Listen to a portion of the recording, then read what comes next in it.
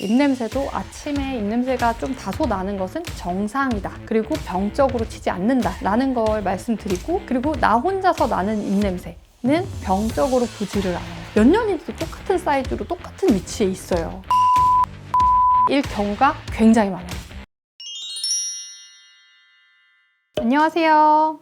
치과의사 밀쌤입니다. 제가 개인적으로 이런 연락 진짜 많이 받거든요. 지금 이런 상태인데 치과 가 마라? 그 질문을 받으면 사진도 찍어서 보내기도 하고 뭐 얘기도 하고 뭐 하기도 하는데, 이게 안 가고 싶어서 그러시는 것 같아요, 보면은. 근데 여러분들은 주변에 치과의사 친구가 있을지 없을지 모르겠지만, 여러분들의 치과의사 친구니까 치과를 안 가도 되는 경우를 알려드리겠습니다. 첫 번째는 잇몸 질환의 경우에 치과를 안 가도 되는 경우예요. 잇몸이 간질간질한 경우가 있거든요. 그리고 양치할 때 피가 나는데 며칠 잘 닦으니까 없어지는 경우, 이게 안 가도 되는 경우예요. 양치질을 잘 하고, 이제 이런 경우는 잇몸에 살짝 염증이 생긴 치은염, 잇몸염의 증상일 때가 있어요. 한두 번 양치질을 잘 하고 며칠 관리했더니 간지럽지도 않고 잇몸에서 피도 안 난다, 이렇게 치간치도 잘 쓰고 해서 안 난다 하면은 안 가셔도 됩니다. 그런데 이게 진행이 돼서 욱신욱신 아파요. 피가 나는데 피도 막 며칠씩 나요. 그런 경우는 그냥 잇몸에 염증이 가볍게 있다가 없어진 게 아니라 뼈가 녹고 있을 수가 있거든요. 치아를 잡고 있는 뼈가 살살살 조용히 녹아요. 뼈가 녹는다 그래서 진짜 막 아픈 게 아니고 약간은 불편하게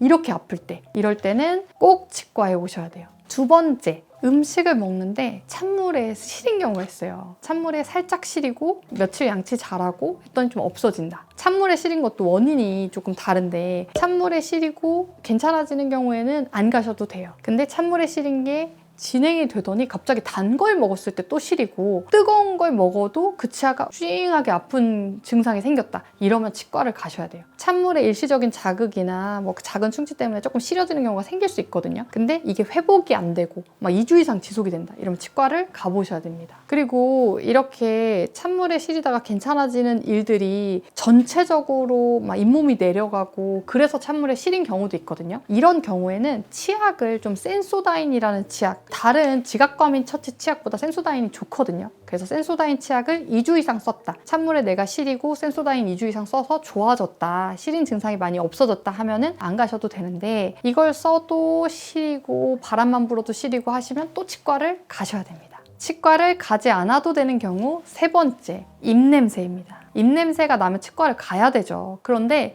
입냄새가 아침에 나는 경우는 저희가 진성구취라고 보질 않아요. 잘 때는 조금 세균들의 활성도도 높고 아침이 됐을 때 입도 계속 다물고 있잖아요. 자는 동안에 세균이 잘 자라기 때문에 아침에 일시적으로 나는 입냄새, 그리고 내가 양치도 하고 활동도 하면서 입냄새가 없어지는 경우는 안 가셔도 돼요. 입냄새 중에서 입냄새를 느끼는 사람들이 있는데, 물어봤을 때 친지, 뭐 가족, 지인들이 아니 너 안 나는데? 이러면 사실 치과에 가서 검사를 하실 필요는 없어요. 그래서 사람들이 입냄새에 대해서도 어떻게 생각하냐면, 구취 공포증, 뭐 나 입냄새가 날 것 같아서 생각을 막 그렇게 키워가시는 분들이 있거든요. 입냄새도 아침에 입냄새가 좀 다소 나는 것은 정상이다. 그리고 병적으로 치지 않는다 라는 걸 말씀드리고, 그리고 나 혼자서 나는 입냄새 는 병적으로 보지를 않아요. 그래서 진짜로 이거를 객관적으로 누구한테 입냄새를 맡아보라고 하는 게 또 은근 괜찮거든요. 거리를 두고 후 이렇게 불어서 맡아달라고 하는 거예요. 근데 이렇게 할 만한 이제 가까운 사람이 좀 없잖아요. 그러면은 손바닥에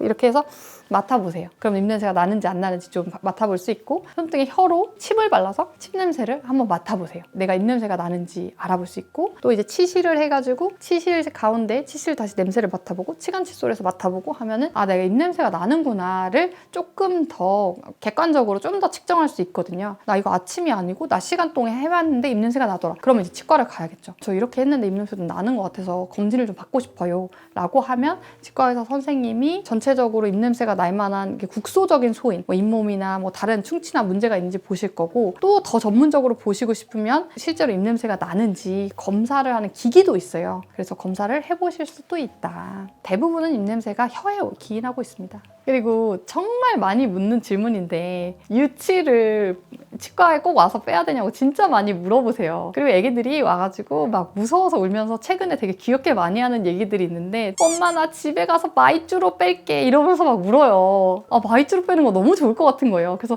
그럼 너 집에 가서 마이쮸로 빼 이렇게 얘기해요. 유치발치는 치과가 아닌 곳에서 빼서 큰 문제가 되는 경우는 드물어요. 그래서 저한테 물어보셨을 때도 빼실 수 있으면 집에서 빼고 이제 단지 몇 가지 주의사항은 드리죠. 이제 유치를 집에서 뺐을 때 유치에 좀 뿌리 같은 게 조금 남을 수는 있는데 그 뿌리가 남아도 대부분 뼈 안에 있던 조직이고 잇몸 밖으로 자연스럽게 잘 나온다. 그래서 이제 크게 걱정하실 거는 보통은 없고 유치를 뺐을 때 입 안으로 떨어지거나 기도로 들어가는 게 조금 위험하거든요. 그래서 그런 거 좀 주의하시면 괜찮으시다 이렇게 말씀드리고 그런데 이제 이렇게 유치를 빼셨어요. 다음 이가 안 난다 이러면 당연히 치과로 오셔야겠죠. 그리고 유치발치 시기에 다른 애들은 뭐 이가 다 났는데 또는 우리 친구들 이를 다 갈았는데 보통은 이제 저희가 1년 반 이상 차이가 나면 맹출이 늦어지는 것에 대해서 의학적으로 경계를 하거든요. 친구들 다 갈았는데 내가 이가 너무 늦어진다. 근데 너무가 한 1년 이상. 주변에 막 초등학교 1학년 때 앞니 다 갈았는데 나 3학년인데 아직 앞니 안 갈았어. 앞니 유치야. 이러시면 치과 한번 와보시는 게 좋아요. 왜냐하면 영구치가 없는 경우도 있거든요. 여러분들이 되게 구강을 잘 살펴보시더라고요. 입안에 까만 게 보이는데 충치거든요. 충치. 이 치아의 충치가 약간 까말 때가 있고 노란빛일 때가 있단 말이에요. 오히려 치과를 안 가도 되는 충치가 까말 때인 경우가 꽤 있어요. 씹는 면에 까만 게 조금 있는데 몇 년이도 똑같은 사이즈로 똑같은 위치에 있어요. 정지된 충치일 경우가 굉장히 많아요. 충치가 처음 시작될 때 불투명하게 하얗게 되다가 조금 노랗게 되다가 그 다음에 회복이 되면 까매져 버리거든요. 이게 정지후식일 때가 꽤 있어가지고 저희가 전문적으로 진단할 때 좀 긁어보기도 하고 좀 해야 되니까 검진을 받으면 좋긴 좋지만 오히려 푸석푸석하고 구멍이 뚫린 충치보다는 까만색 실금 같은 충치는 지켜볼 수 있는 경우가 꽤 된다. 소아청소년의 경우는 충치의 진행 속도가 너무 빠르니까 사실 3개월에 한 번씩 가서 보는 게 좋거든요. 치아가 처음에 나자마자 한 2년 정도는 이 광물질이 좀 푸석푸석하거든요. 그게 치아가 조금 푸석푸석하게 나서 입안에 있는 침의 광물질이 좀 쌓이면서 단단해지는 게 좀 있어요. 2년 동안은 조금 잘 썼거든요. 그리고 이제 뭐 잇몸을 뚫고 나오면서 음식이 더 끼기도 하고 그래서 이제 어린 나이에는 이 말씀이 틀렸고 어린 나이 뭐만 보여도 가셔야 돼요. 근데 나 성인이고 막 30대고 40대고 하시는 분들은 요거는 조금 지켜보고 1년에 한번 갔을 때 물어봐도 될 것 같습니다.